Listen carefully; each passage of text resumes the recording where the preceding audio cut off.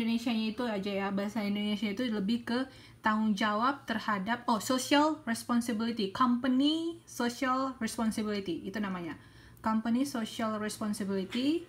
Jadi memang company itu, perusahaan itu memiliki tanggung jawab sosial. Jadi selain mereka mencari keuntungan, mereka ada yang namanya CSR team. Itu mereka memberikan bantuan kepada orang yang membutuhkan.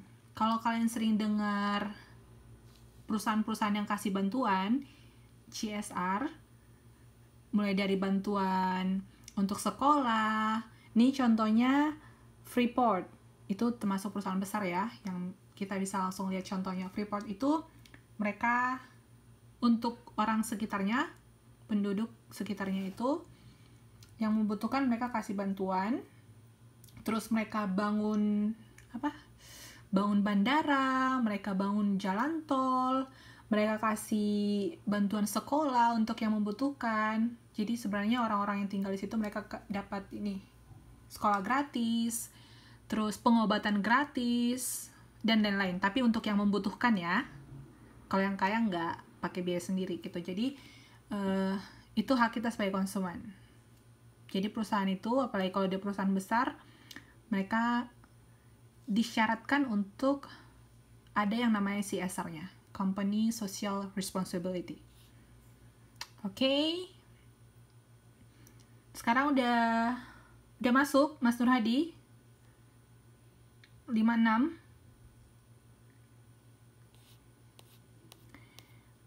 Masuk.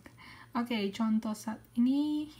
Oke, ini contohnya kecelakaan pesawat Lion Air pada bulan Oktober 2018 yang menimbulkan banyak korban jiwa. Penumpang yang menjadi korban akan mendapat santunan dari pihak terkait, asuransi, perusahaan, dan pemerintah. Oke, ini contoh nomor berapa nih?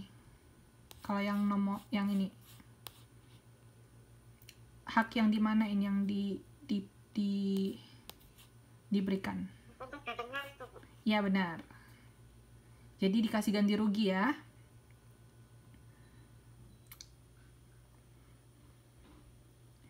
Meninggalnya seorang artis terkenal sebagai akibat malpraktik dari dokter di suatu rumah sakit di Jakarta. Ini juga nomor 4 ya. Jadi sebenarnya itu bukan suatu hal-hal kecil. Bisa loh gara-gara malpraktik sampai meninggal. Dan itu memang harus dikasih tanggung jawab. Nggak bisa dibilang, loh dia kan yang datang berobat sendiri. Ya lain ceritanya dong, kalau ininya nggak malpraktik kan nggak bakal minta ganti rugi. Oke, selanjutnya. Nah, ini penelitian perilaku konsumen. Sebelum kita masuk ke bab ini, saya absen dulu. Yang hadir 16 orang. Siapa ya kira-kira yang nggak datang? Bisa tolong bantu cek?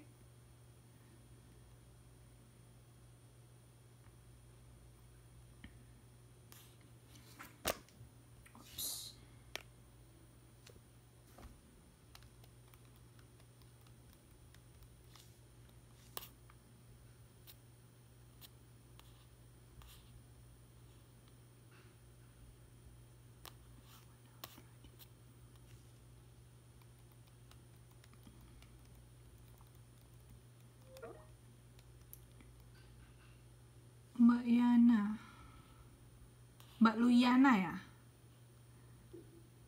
Oke, Mbak Astuti hadir.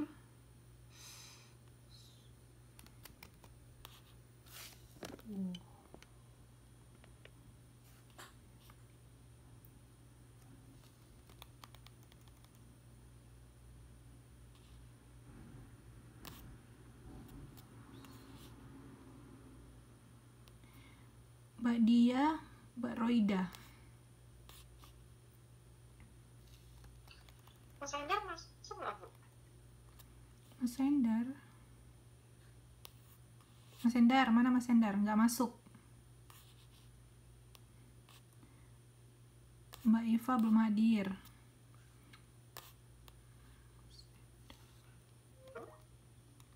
Mbak Ike.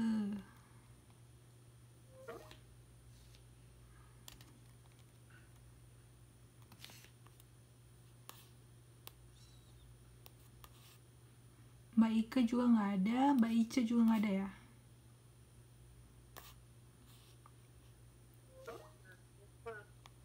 Nana ya. Oh, Mbak Ice kan udah nggak kuliah. Boleh ada cuma ini politik.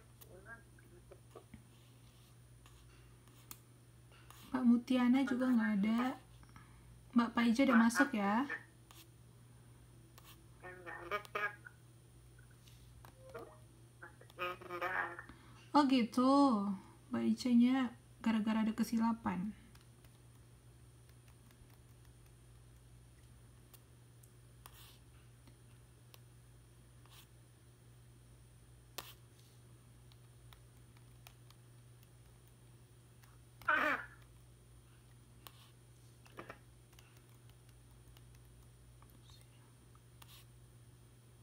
Kuantum mas, Tom.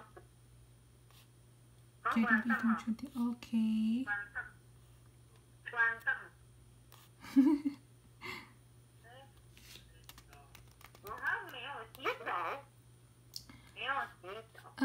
Ini ya saya baca ya, Mbak Dia, Mbak Endar, Mbak Endar, Mas Endar, Mbak Ice, Mbak Ike, Mbak Luyana,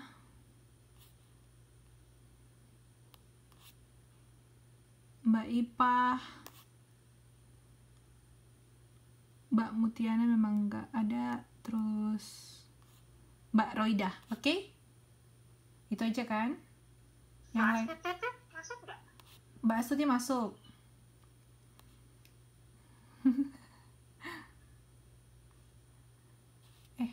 Tadi Mbak Astuti. Masuk ya, Mbak Astuti masuk. Teladan dia. Iya Mbak. Gitu aja protes. Ya udah, cari aja.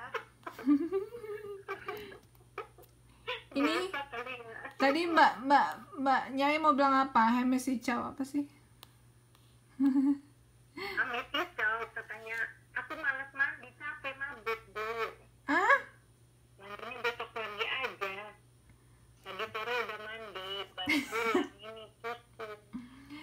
Biasanya ini loh, ada kesalahan teknis loh di laptop saya kalau ada kalian yang nggak mandi. Tapi mungkin karena Mbak Nyainya masuknya telat, jadi kesalahan.